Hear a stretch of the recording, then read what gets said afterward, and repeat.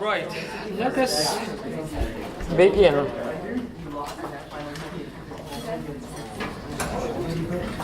We'll begin a new book, the Scaffolds of the Church, which is smaller than the previous one, and it is more concentrated on a particular problem that is related to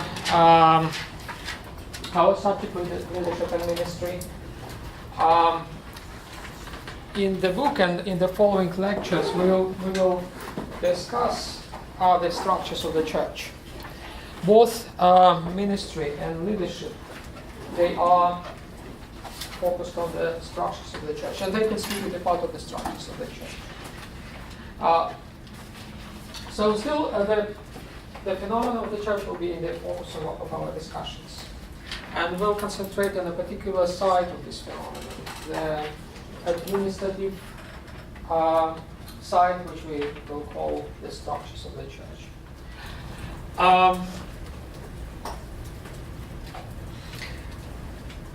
What we'll discuss today is in the introduction and in the first chapter of the book. We'll consider the distinctions within the church, some aspects of the church that we can only intellectually distinguish.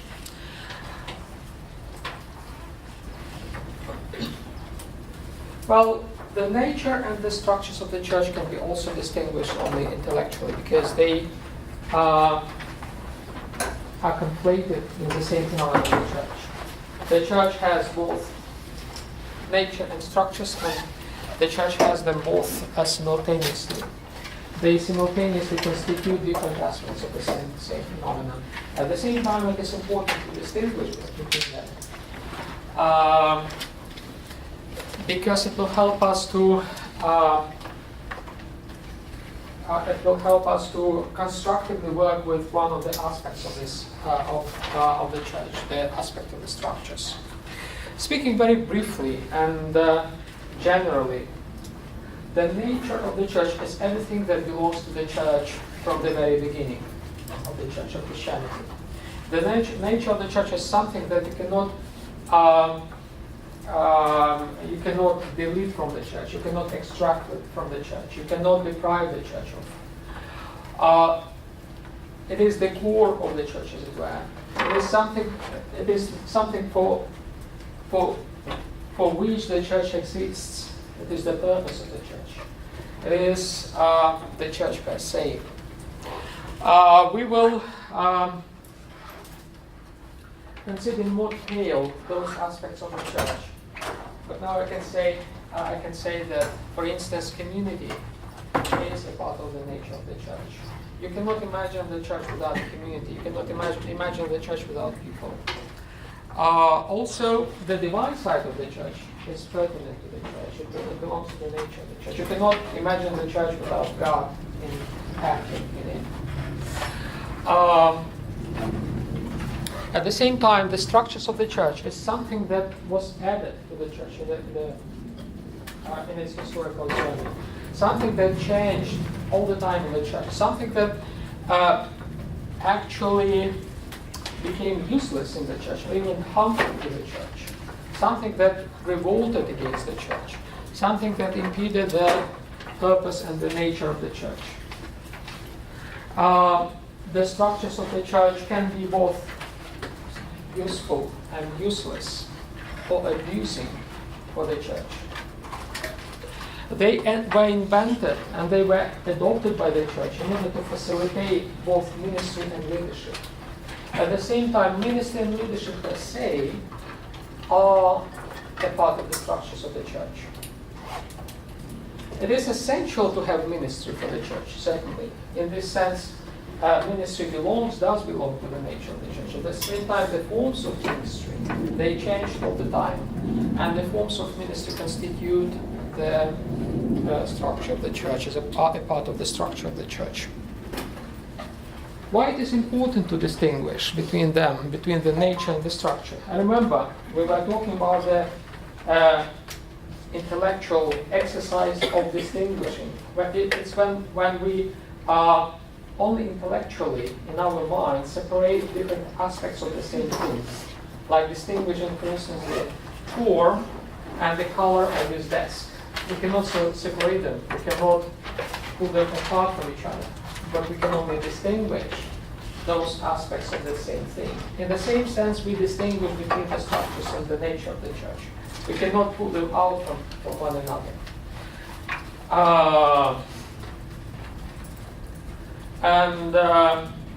They constitute like the difference between them. What helps us to distinguish between them is that the nature of the church is something which is invariable, something that never changed in the church. The structures of the church is something that varied, that changed all the time, and will continue changing.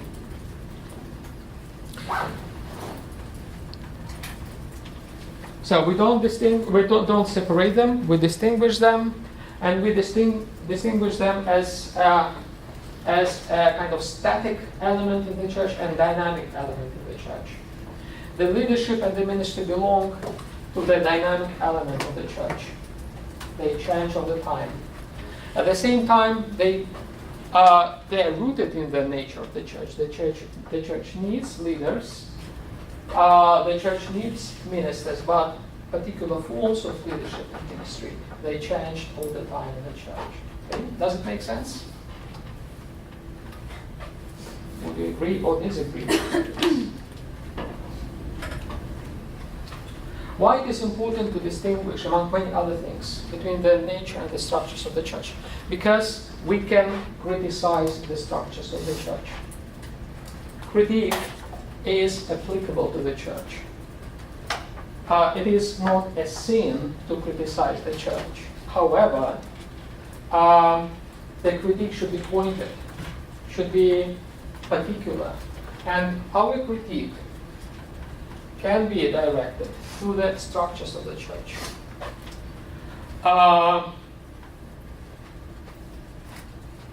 Probably it is not appropriate to criticize the nature of the church because, well, it's something which is really, which consists of us because we are part of the nature of the church. But it also has this divine element, the divine side. So, criticism is okay. Critiquing the church is okay. Even though for some it is not okay, because they don't distinguish exactly between the nature and the structures of the church. Because for them the church is only the divine institution, therefore cannot be criticized. However, if we look at it more kind of carefully, we'll find out that there are some aspects, things in the church that can be and should be criticized for the good of the church. Because criticism can be destructive, certainly, can be non-constructive, and can be constructive. Criticism can function in the capacity of improving things. If we don't reject things in wholesale, but we try to criticize pointedly, we are precise and we are reasonable in our criticism, then that critique helps even the church to improve. Okay?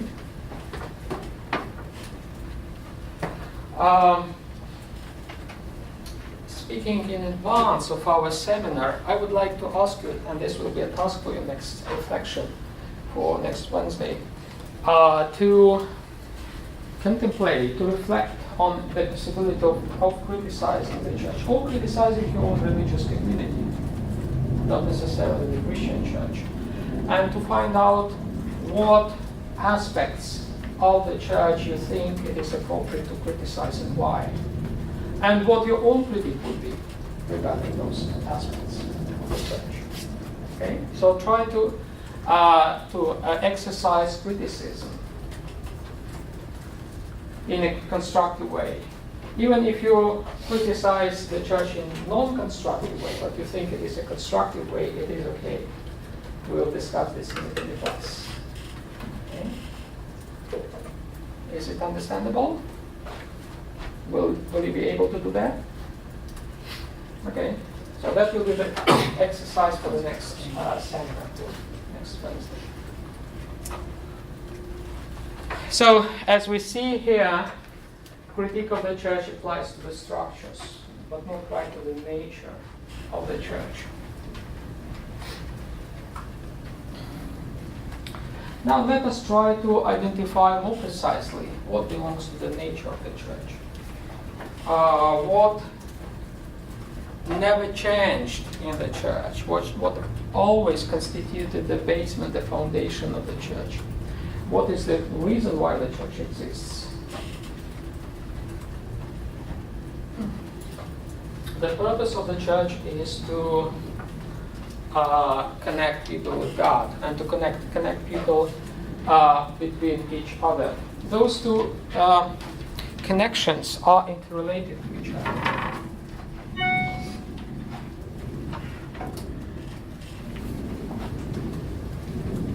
Now, there's no marker. Okay. It's my fault. It's a structure of the class that can be criticized. Right, okay. Just imagine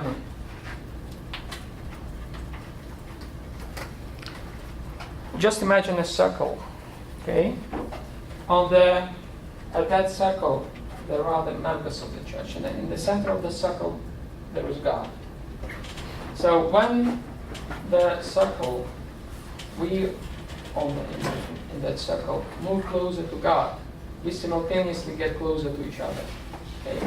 That constitutes the kind of formula of the church's relationship within the church. That the relationship of humans with God, they are related to the way how humans are related to each other. Okay? Two sets of relationships. The relationship of human beings with God and the relationship of humans between each other. And the closer are the relations of human beings with God, the closer are the relations between them, and vice versa. So these are two interconnected processes. So that is the purpose of the church, to create this momentum for human beings to get closer to each other and to God.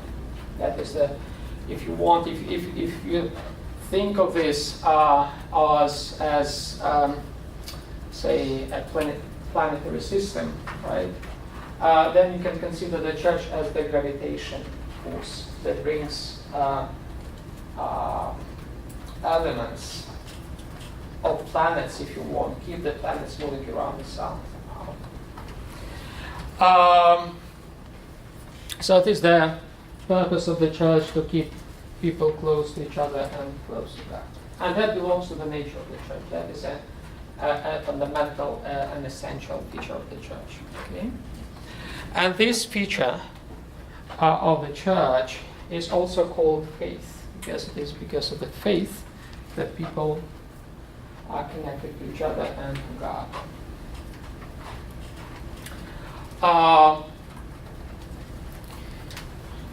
In the Christian church, faith is primarily belief in Jesus Christ, that Jesus Christ is both God and man.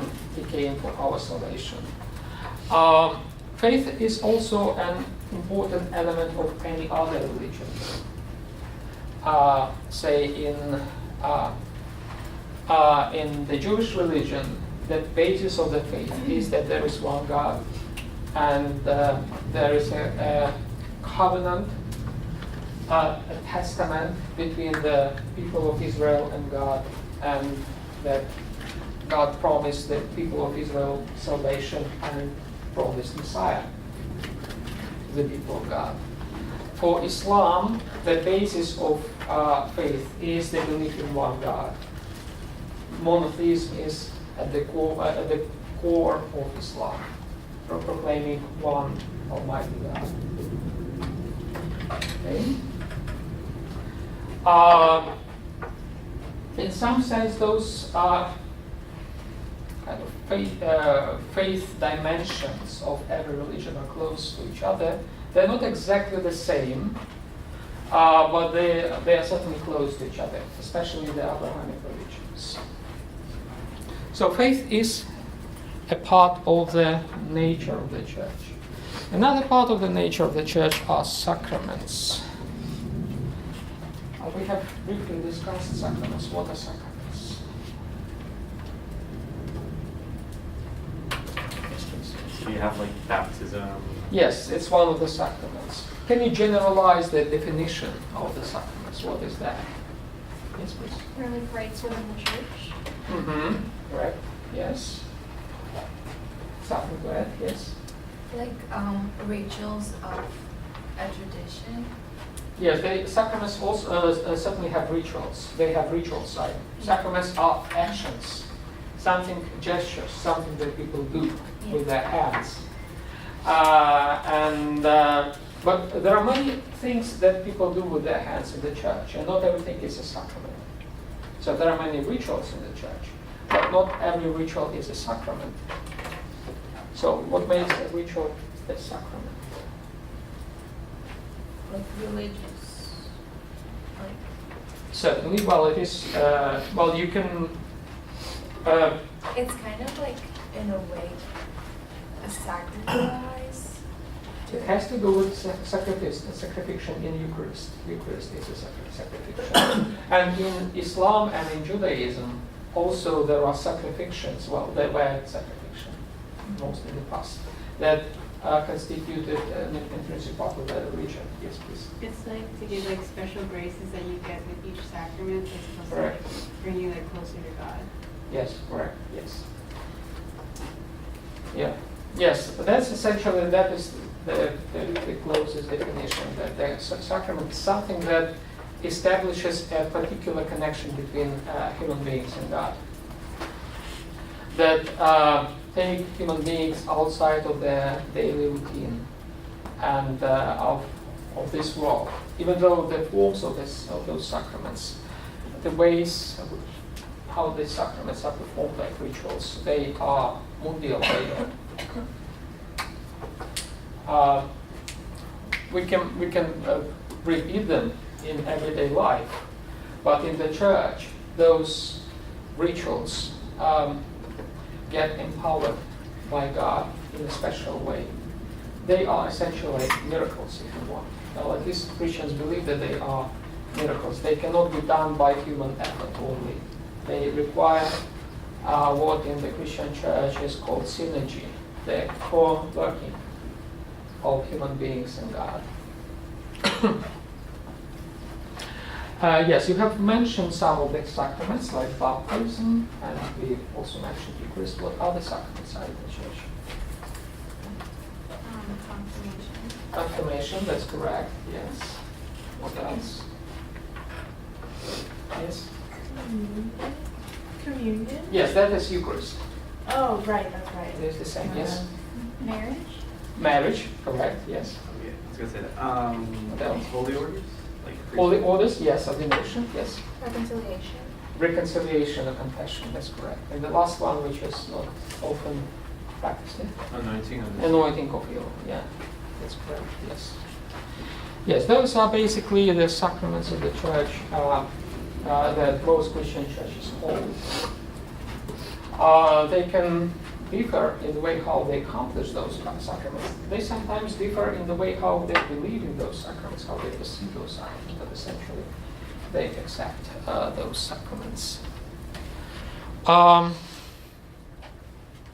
So sacraments constitute a part of the nature of the church. They are not human devices. They are not, even though humans participate in them synergetically, just like in faith. Faith is something given from God, but humans participate. Humans should act and contribute to faith. Humans are the subjects of the faith, those who have faith. And speaking in the terms of church, sacraments and faith are a part of the nature of the church. Then, as I mentioned in the beginning, community is a part of the nature of the church. You cannot imagine the church without community of people. Remember, we were talking about the meaning of the word of ecclesia, the original word that denoted the church. What is the meaning of ecclesia? You can tell me. Yeah. Community, like if you want to Yes, yes. And do you remember the etymology, the origins of the word? Didn't it come from From? Mark? It was used by Matthew. Or Matthew? Yeah. But what is the, well, of course you know, Greek is the word is Greek, yes. It's basically calling, because it comes from ek and kalal. Ekkaleo, yeah, ekkaleo. Call, like, Yeah. call the people. Yes, call out. Yeah, call out. Call out of the ordinary state, from the ordinary kind of state of things, right? From our ordinary life to something which is bigger than that. To the communion with God and to a special communion with other people. And this call comes from the church, and it calls people to join the church, so they can they can respond to that call by coming to the church. We can say that another word for the church is togetherness. That's an intrinsic feature. Another intrinsic feature of the church is to be together. When people come to be together with one another and with God. Apostle Paul uses a phrase for that people come epitopto, for the same reason, for the same place, to the same place. They come to be together. So togetherness is also a part of the nature of the church, and it constitutes the foundation of any community. That is the reason why people come together to a community, to be together. And that is a part of the nature of the church.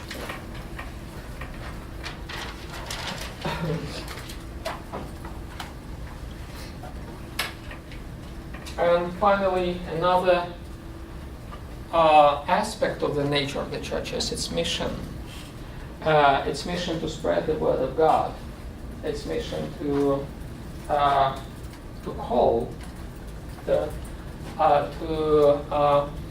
utter this call, which constitutes the root of the word ecclesia. By preaching, by mission activities, go to different places and to preach gospel, as the apostles did, and not necessarily to go elsewhere to preach, but also to preach at the place where you are. That is also an important part of the church which cannot be alienated from the church, which constitutes a part of its nature. So does it make sense to you? Yes, please. Both of my definitions for community and faith are super similar. Is there like a greater difference just between like growing closer to God and each other, or are those like supposed to be similar? Well, faith is something that I have as an individual. Okay.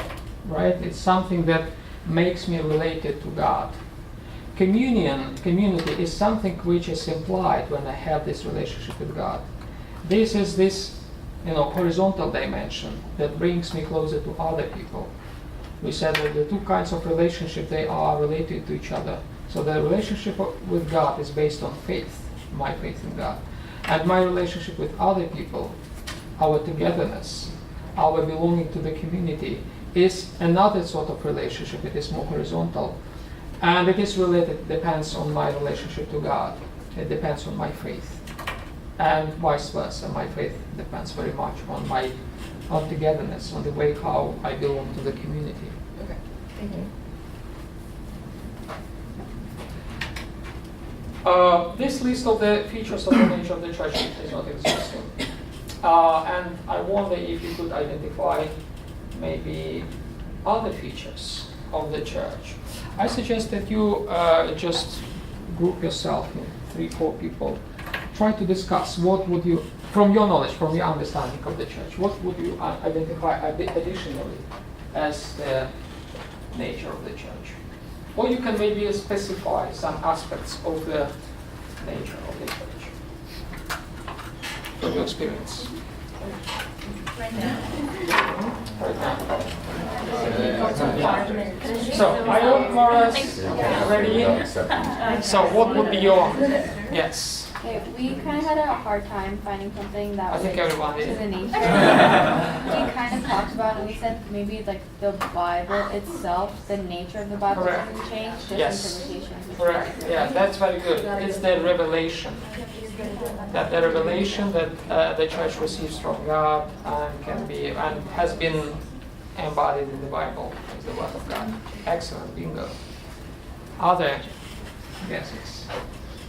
We kind of said the same thing about like, instead of the Bible, we said doctrine. Doctrine, that's okay. That's, we were talking about that tradition, remember? Traditions. Yeah. The T. So, which T would be for that tradition? That belongs to the nature of the church. The T, right. Big T. And the traditions with small t I'll give you structure. would go to the structures. No. Exactly. Yes, excellent. And bingo. Who else? Well, you are the one group, right? Yeah. Okay, good. You guys? We were talking about like the divide, or not divide, I guess there's some kind of unity in between it, but it's like humanness and the divine. Like Correct. Absolutely so. Absolutely. Yes. Very well. Yes. You cannot deprive the church of its human or its divine elements. They're always there.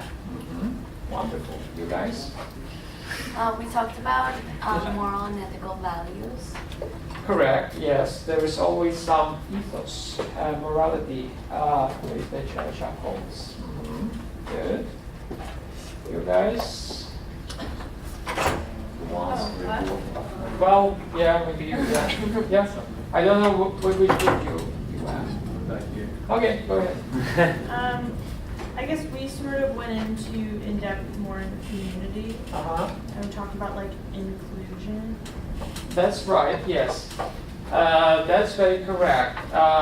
Though sometimes the church, well, actually inclusion is one of the elements that sometimes the church struggled to support. Yeah, I know. Sometimes the church, there were always two parts in the church, within the church. One part always wanted inclusion and another part always wanted exclusion. Yeah, we said that that could be like something you could easily criticize. Yeah.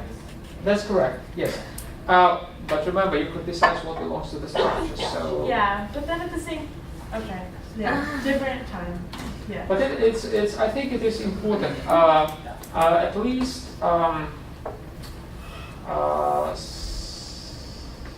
those tendencies towards inclusion and exclusion always existed in the church, certainly. Yeah. But it's well, say probably exclusion is not something that should be appreciated, right? Very much, even though it ever belonged to the church. So you can consider this as a sort of as a function, as a sort of this relationship between the nature and the structures of the church, how they relate to each other. They can be excluding others or can be including others. So it's that gray zone maybe where the nature and the structure of the church exists. Can you guys decide? We talked about different things, but mostly about devotion. Yes. Yes. Well, it is related to ethos, piety, as sort of the pattern of behavior of people. Yeah, devotion, but only just not just in terms of like God, but also just like committing to go to the church Right. like every Sunday or whenever the tradition says so, and Yeah. just follow the rituals Right. and Right. Yes. whatever your tradition. Right. Well, it is. Yes, it is an aspect of togetherness. Yeah. Yes. Why do you go to the church on Sunday? You know exactly to participate in this togetherness. Yeah, and also like this also relates to discipleship, which is Now also you connect the previous topics. with that Yeah. Very well. which is also like a part of the nature of the church. Right. What makes people feel like a community. Correct. Absolutely so. Yes. And at the same time, the empathy within the people. Correct. Yes. Because all of those people, they have something in common. Yes. And this is what makes them feel and have inclusion, as Right. she said. Right. So Wonderful. Well, that's correct. You did very well. Better than expected, to be honest. Congratulations. It's really a good job. Oops. So that is the nature of the church, and you got it very well. What does belong to the nature of the church? Now we come to the structures of the church. The structures of the church, their purpose was to facilitate the church to accomplish its mission. They were instruments invented by the church for the church. And as you can see, I have identified some structures within the church, and they are related to the aspects of the nature of the church, like magisterium. It's a word which is widely used in the Catholic theology. Do you know what does it mean, magisterium? It's like the teaching authority. It's the teaching authority, exactly. It's the authority within the church which teaches and whose teaching is supposed to be received by the church. So it's a body of people. It's people primarily, right? Some people who have theological training and who have special ecclesial authority like the Pope or bishops, or some institutions like the Congregation of Faith, for instance, propagation of faith in the Catholic Church. And that is a structure. That is certainly a structure. And that structure was invented exactly to serve faith. Then the leadership. The leadership is another structure which, as we said, leadership somehow stems from the nature of the church. At the same time, the forms of leadership, they always changed. There was no a constant form of the leadership, at least from some perspective. For the Catholic Church, there is something which is intrinsically embedded to the nature of the church, as the role of the Bishop of Rome. The Pope is, for the Catholic Church, belongs to the nature of the church, right? His role in the church. From the perspective, for instance, of the Eastern Church, it is not so. The popes are important, but they don't belong to the nature of the church. Any pope, I mean, Rome, Alexandria, Constantinople, any patriarch. That is a point which is still disputed between the churches, the Catholic. And for the Protestant churches, certainly the Pope is not a part of the nature of the church. Okay. The Protestant church disregards, well, at least historically, in the times of Martin Luther, disregarded the papacy even as a structure of the church. The idea of the Reformation in the 16th century was that the popes were against the church, so they were a useless structure. For the Eastern Church, that structure is useful, but it is not a part of the nature of the church. Okay? So do you see the difference? So for the Catholic Church, papacy, the Bishop of Rome is a part of the nature of the church, an intrinsic part of the nature of the church. For the Protestant Church, he is not even trustable the structure of the church. For the Eastern Church, he is not a part of the nature of the church, but he is an important part of the structures of the church. Okay, does it make sense? So, how you interpret the papacy depends on which church you belong to, and you certainly can attribute the role of Pope to the nature of the church. However, there are other forms of leadership in the Catholic Church, like the leadership of bishops, and that leadership is, well, according to the Church, depends completely on the Pope. Regarding the leadership of the body of the bishops through the councils. Remember, we were talking about the councils briefly. The councils for the Western Church is an important structure of the church, but is not intrinsically rooted in the nature of the church. From the perspective of the Catholic Church, the church can survive without councils, in other words, right? But the church cannot survive without the Pope. That is more or less the position of the Western Church. For the East, the church can survive without a Pope, but cannot survive without a council. The councils are an intrinsic part of the church. So again, there are two different interpretations of the different forms of leadership in the church, and it's up to you, up to your confessional identity and affiliation, how you accept that. Okay? For the Protestant church, I think for the Protestant churches, most of them certainly value council, conciliarity. But not to the same extent as probably it is appreciated in the East. So the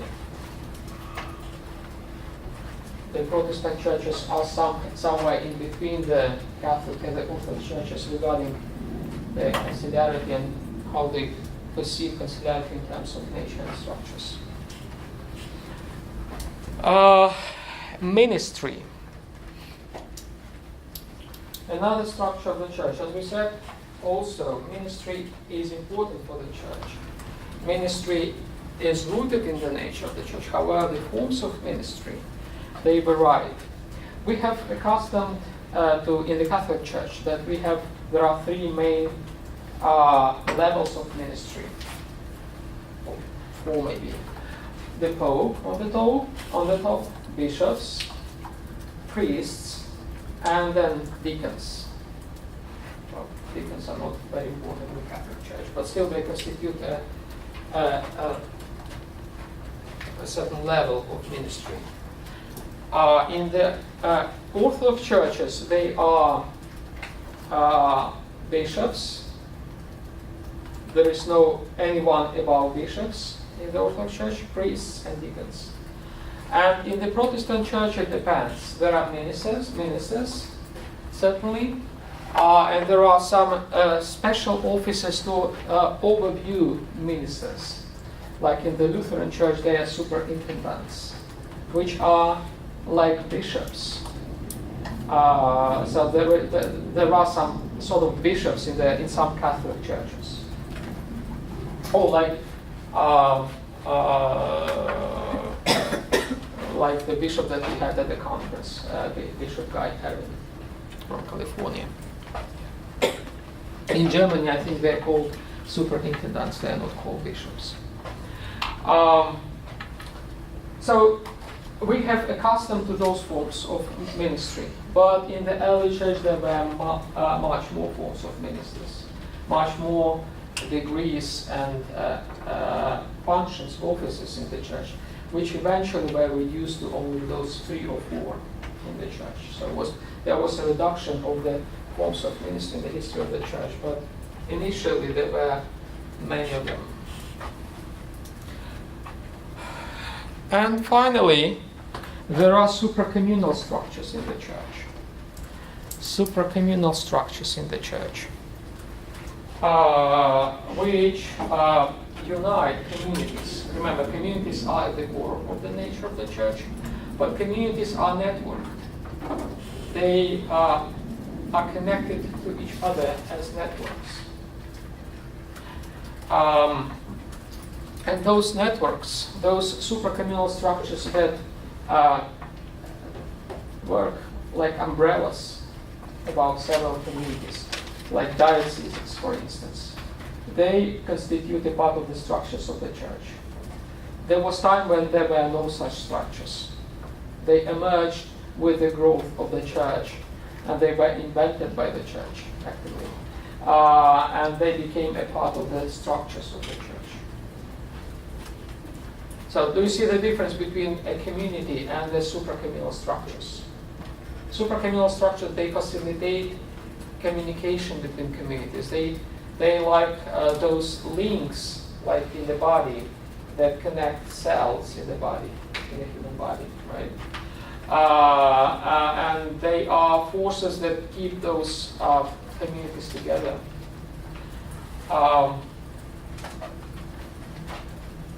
The church can live without supracommunal structures, as it lived in the first Christian decades. Yes, there were no supracommunal structures,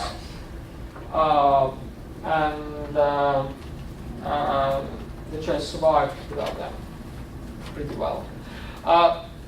The church invented them exactly when it became complicated, when it became growing, but when it became spread throughout the Roman Empire. And to a great extent, those administrative structures of the church were shaped, inspired, modeled by the example of the Roman Empire, of the political structures of the Roman world. Still, even though the Roman Empire has disappeared a long time ago, the churches, both in the East and in the West, they follow their build the models provided by the Roman Empire. Yes, please. Why didn't you mention lay people in ministry? Yes, well, they are a part of the communities. So they belong to the nature of the church. They're here.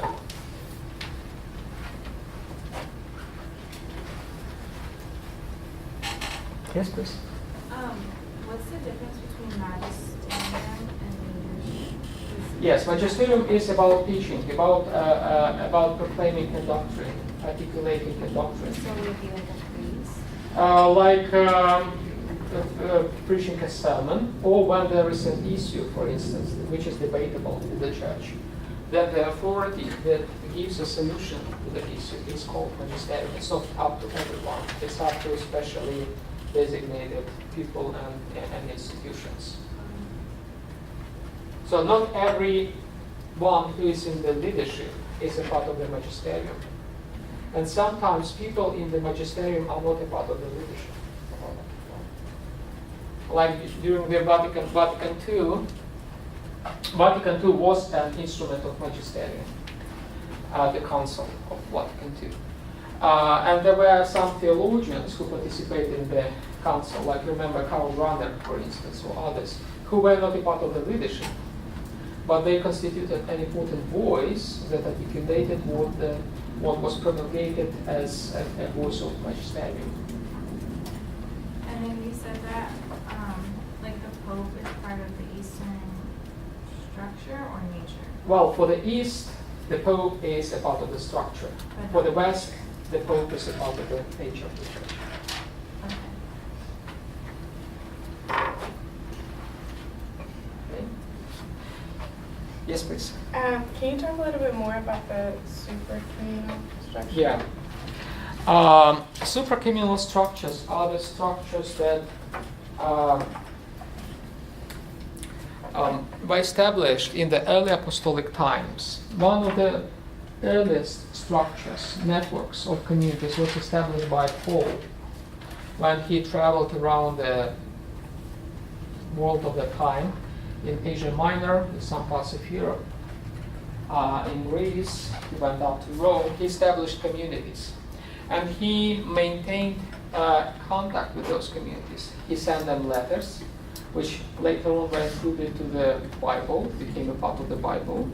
But essentially, they were letters that circulated throughout his communities, throughout this network, in order to keep this network kind of connected to each other. That was the earliest supracommunal structure. Then, with the passage of time, those structures developed further. The Roman Empire was divided into units, political units. Some of them were smaller, like county, for instance, in the US, right? Then there were units which were like states in the US. Then there were even larger units. They were like big regions, like Midwest, even though they're not formally kind of politically independent from each other, but you recognize, say, Midwest, I don't know, Southwest, and other regions, right? Right. So those were also the larger groups of political, but in the Roman Empire they were institutionalized. They had their own governors. So the church first adopted structures that corresponded to counties within the Roman Empire. So, say, communities, parishes within one county were united into a single supracommunal structure with one single person in charge of that structure. Then, with the spread of the church built another floor above this structure in the framework of a state. That was the so-called metropolitan system, which was formed in the 3rd century. When big metropolises, like states in the Roman Empire, they were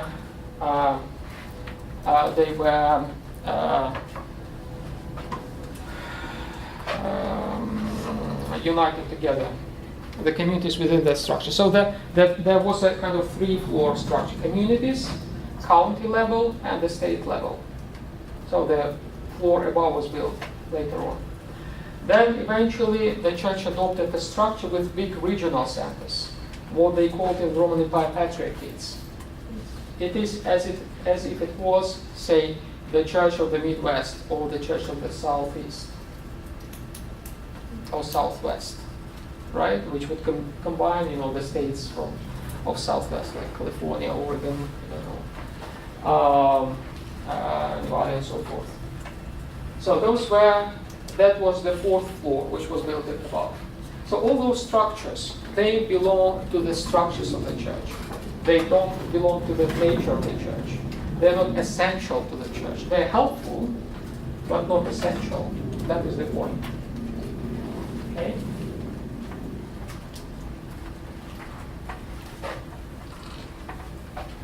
Now, you have 5 minutes to discuss what other structures can you identify in the church, in your judgment.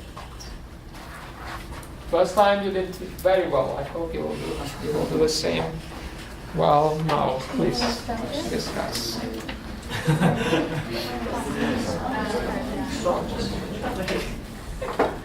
Yes, here. Oh, okay. We'll begin with your group. So basically, we mostly talked about the representative people of God as well as the church, who can be considered both the priest who acts as a facilitator. Right. So he basically constitutes the structure of the church Right. in a way that it connects people through faith with God. Correct. But also, the choir can also be a structure because those are the people who sing all of the That's a very good idea. Yeah. I never thought about this. Yeah, because they basically take part in the liturgical aspect of the church. Yeah. So it's kind of like they sing prayers and all of that. Yeah. So this is all. That's absolutely correct. Yes, absolutely correct. Wonderful. Thank Yeah. you. Good. You guys. Oh, we were saying like the offering. Like? The offering, like how every mass, I guess, does an offering. Right. The money. Yes, offering given the Tithing. collect- Tithing, like giving money. Yes, collection of money. Yes. That's pretty much so. In other words, the financial system of the church. It's Yeah. certainly a structure of the church. It's not a divine institution within Yeah. the church. Yeah. That's certainly so. Good. You guys? Oh, I guess we just extended the concept of leadership and related it back to like hierarchy and like Absolutely discipleship. so. Absolutely so. Hierarchy is certainly a structure. It's not a divine principle. It's not a divine institution within the church. It is something that the church invented to facilitate its growth. It belongs to structures. It can be used or misused, and it is not part of the nature of the church. You want it? Yeah, I just have a question about the tithing. Like, couldn't that be argued that that's like a sacrament or like a Which one? tithing? Well, it's certainly not a sacrament.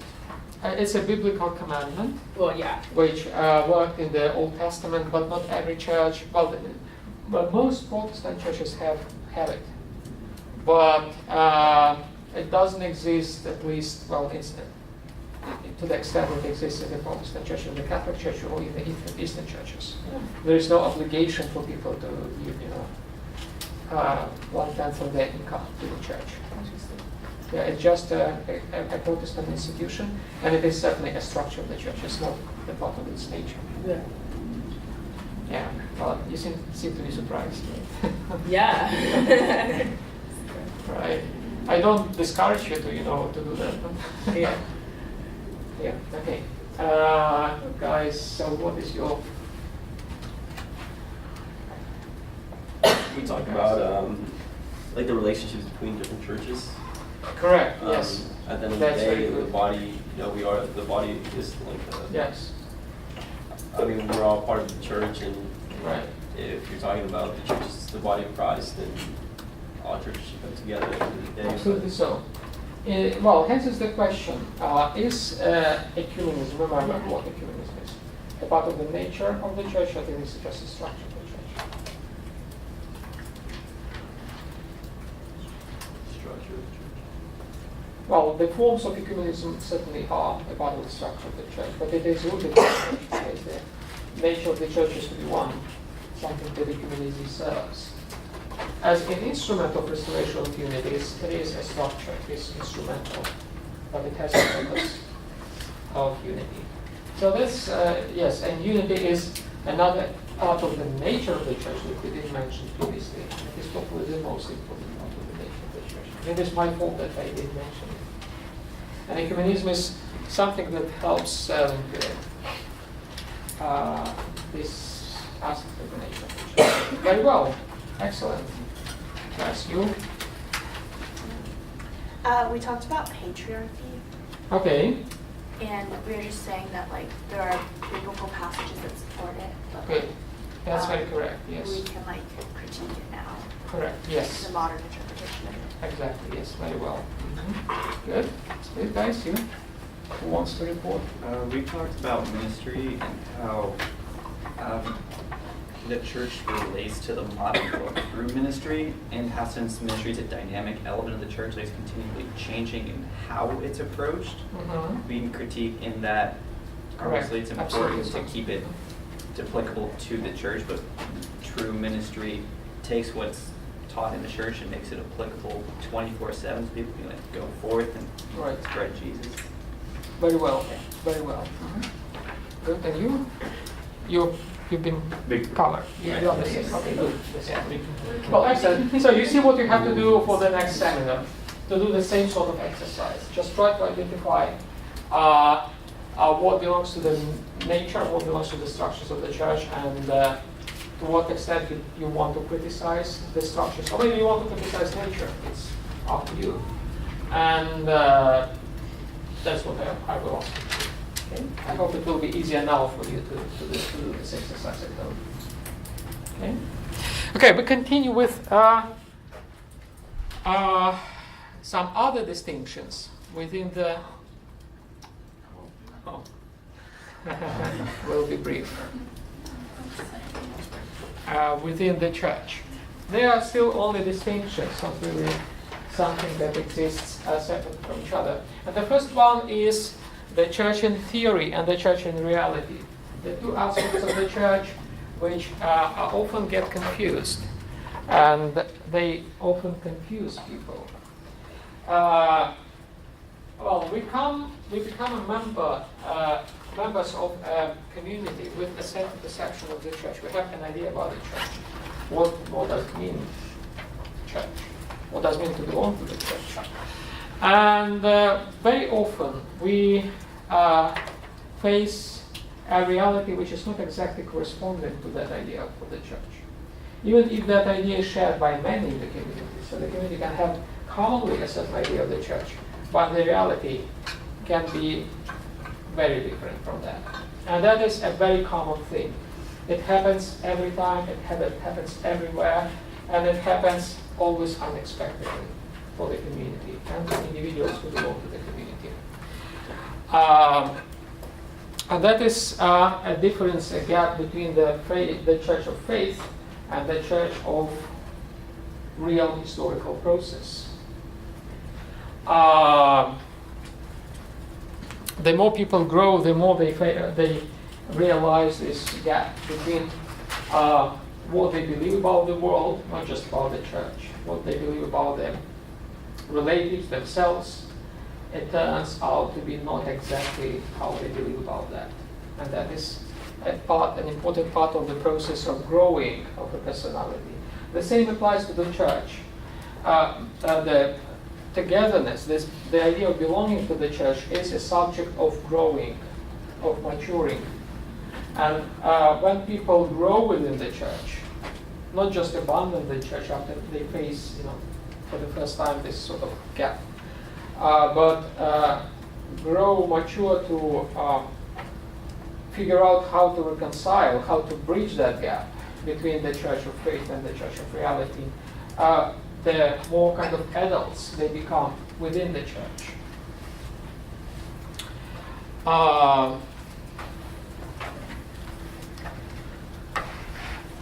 Remember, in the 20th century, we were talking about the ecclesiology in the 20th century that dealt mostly with this gap between the church in theory and the church in reality, and tried to, at least theology recognized that what we believe in the church, what we believe about the church, does not always correspond to what we see in the church, what we face in the church.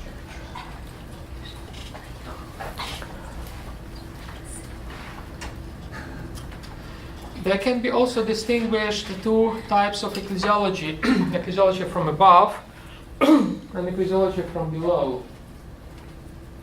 These two ecclesiologies, these two approaches to the church are corresponding to the two above-mentioned approaches. The ecclesiology from above is something, it's our perception of the church that grows from our belief in the church. But ecclesiology from above grows from our experience of the church, sometimes real life experience of the church, sometimes very painful experience of the church.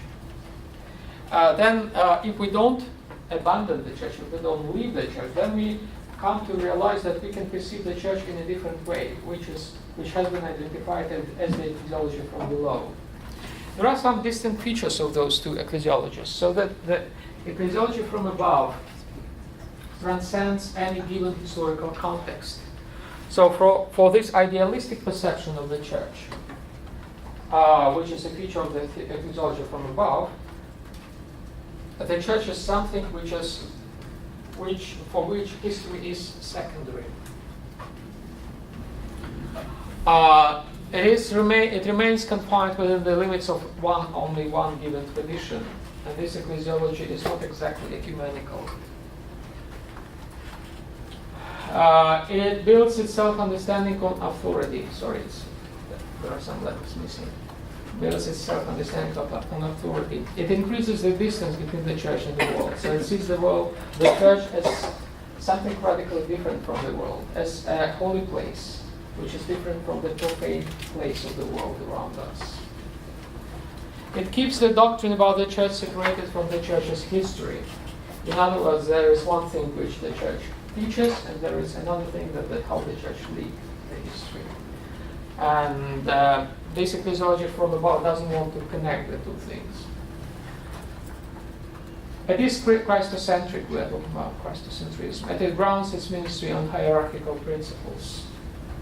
So that is the ecclesiology from above, which is a sort of ecclesiology that people embrace when they join the church, when they begin in the church. When they grow in the church, they sometimes embark on a different sort of ecclesiology, which is the one from below, which is concrete, existential, and historical, based on the historical facts, on evidence. Remember, evidential ecclesiology, which goes back to Jesus and the origins of the church, and which takes seriously sociological and historical realities. Those features of those two ecclesiologies were identified by Roger Hyde, by the American Jesuit. Remember, we were talking briefly about him. Those two ecclesiologies actually are only distinguished. They are not two different. They are not about two different churches. They are two approaches to the church. One is, I would say, less mature, the kind of initial baby-like, and the other one is more mature, more grown up.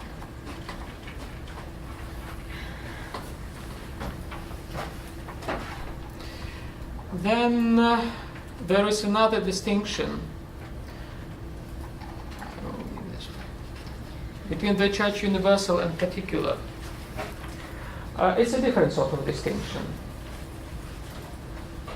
This distinction helps us explaining how the church functions in the world. We believe in one church, and oneness is an intrinsic feature of the church. At the same time, we see how the church.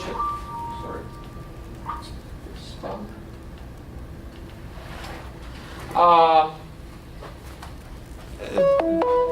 my goodness. Sorry.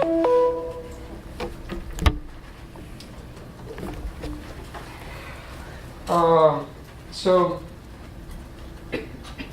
on the one hand, there is one church. On the other hand, there are many communities, parishes, right? Like this on-campus parish community that we have, the church, all the churches elsewhere, they are local churches. They are particular churches. They have the fullness of the church, of the universal church, and yet this fullness is embodied in a community which exists here and now, in a concrete place, in a concrete time. So the distinction between the universal and particular church, or local church, helps us to see how a single community has the fullness of the full church, of the entire church, being local. It's the same like, say, we can say that, again, these desks, they are concrete desks, right? They are particular desks, individual desks. And they belong to the universal nature of the desks in the world, right? But just because this desk is particular, is one single piece, does not make deficient, does not make it lacking of something that other desks have, or the universal nature of desks, as it were, has. It is the full nature of desks embodied here in this particular one. In the same way, a particular community, a parish, embodies the fullness of the entire church, of the entire universal church, without any deficiency. We can interpret the local church, a particular church, as a single community or as a network of communities. We can say that the Catholic Church in the United States is a local church. Okay? And it belongs to the family of other Catholic churches worldwide. Okay? There is a difference in the interpretations of what is universal, what is particular among the Eastern and Western churches. For the Western church, for the Catholic Church, there are local communities, local churches, but there is also an embodiment of the universal church, which is the Church of Rome. The Church of Rome is the universal church for the Catholic Church. It is as if there would be a universal chair which you can touch, where you can sit actually. For the Eastern churches, there is no a universal church. For the Eastern churches, the Church of Rome is just one a local church. It is the most important local church, but it is still a local church. It's regional. It is confined to the West, and it participates in the universal church to the same extent as any other local church. So these are two different approaches, and still we discuss how to reconcile them. It is a subject of the ecumenical dialogues, but the decision has not been taken yet, or at least we have not arrived at a common decision regarding this. So two interpretations of the locality and universality of the church. In the West, there are local churches, but there is also a universal church which is visible, which can be visited, can be seen. If you go to Rome, you will see, It is on the squares of St. Peter, and it is in the person of the Pope. For the East, even the Church of Rome is not universal. It is just another local church. Very important, very venerable, but still local. And the universal church is just like the nature of desks. It exists only in particular desks, not separately from them. Okay? Yeah? I'm still confused on the difference because how can something be universal and like then we still, I don't know. I'm just confused on the structure. Universal means it exists everywhere through the particular embodiments. Say, if you take, there is a universal nature of tree. Okay? And this universal nature of tree happens everywhere in the world where there are trees. And those trees in the world, they are similar, they are very different. Okay? They are very different. There are smaller trees, there are shorter trees, but they all are trees because they feature some commonalities, like they have roots, they have crown, they have leaves, well, some of them they have needles, some have some kind of green on them, right? Those are trees. And the treesness, as it were, is universal. It is everywhere. But it is embodied always in two particular trees.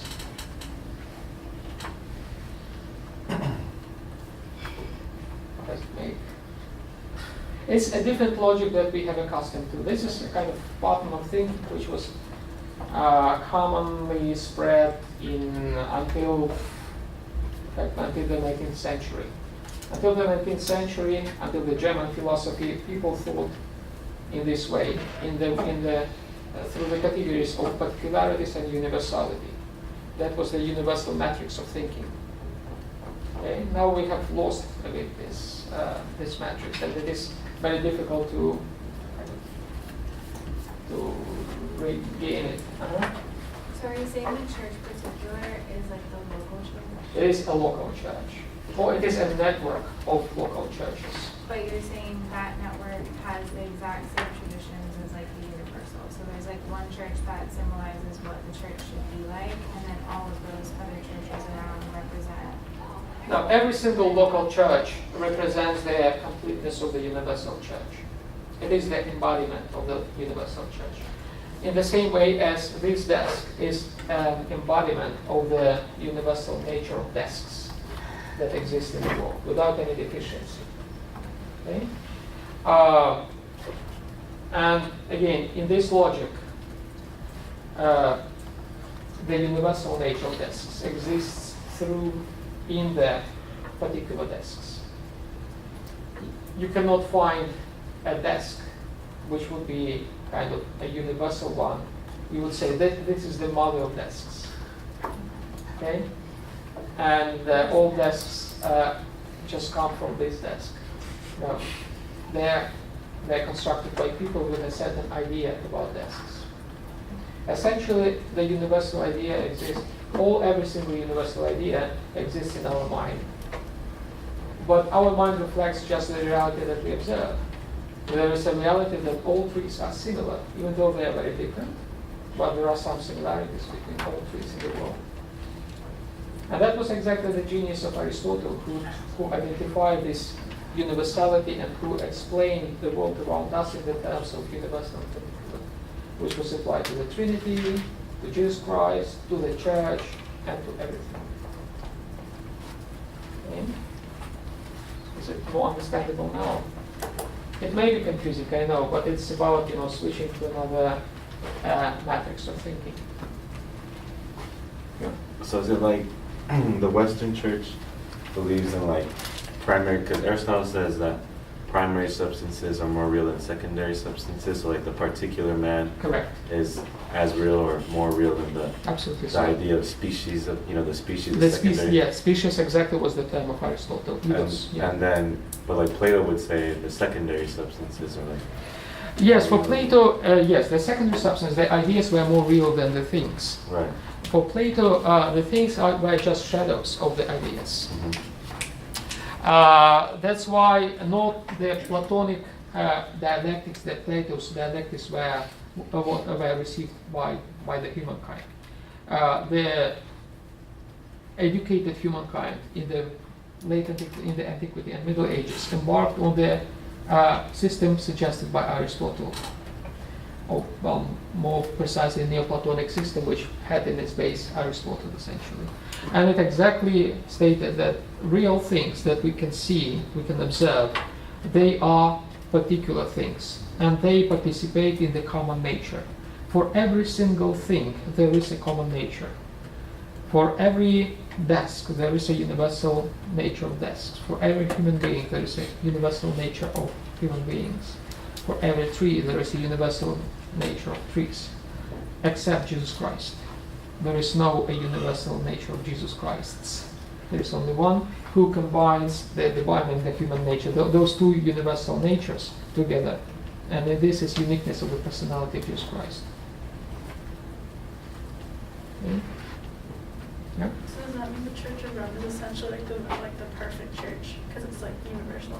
Well, from the perspective of the Catholic theology, yes, it is. It is the embodiment of the universal church. That's why the Bishop of Rome has an absolute authority in teaching, in exercising his right of magisterium. That's why when he speaks from the See of Rome, so the Catholic Church believes, then that is true.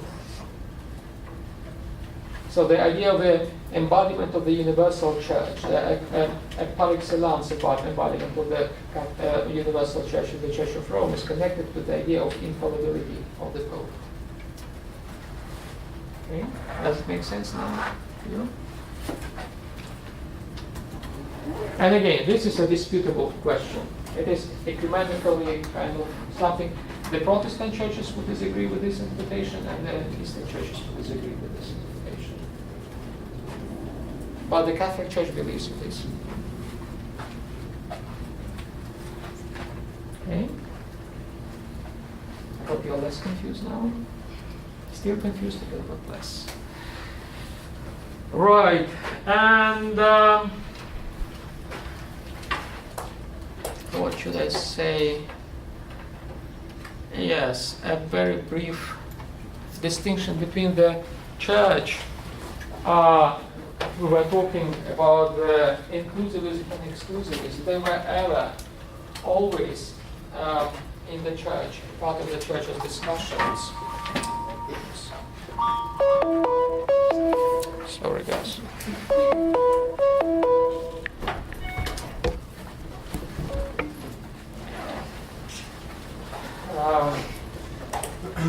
That is the inclusivist approach regarded the church as a place for everyone without any exclusion, and the exclusivist approach regarded the church as a place for only elected one, for some of them.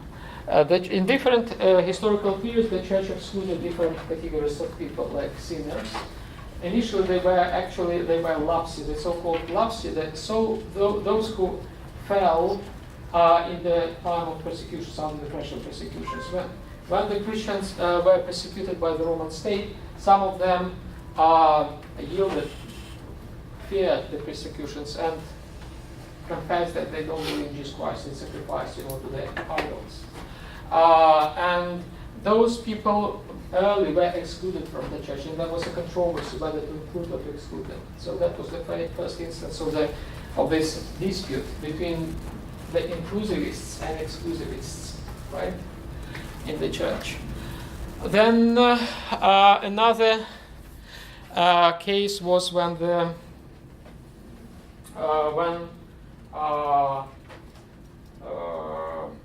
church faced different other ethical dilemmas. When the church became a part of the empire, and a lot of people accepted Christianity just because it was politically important for their careers, and they didn't change very much, as people, as human beings.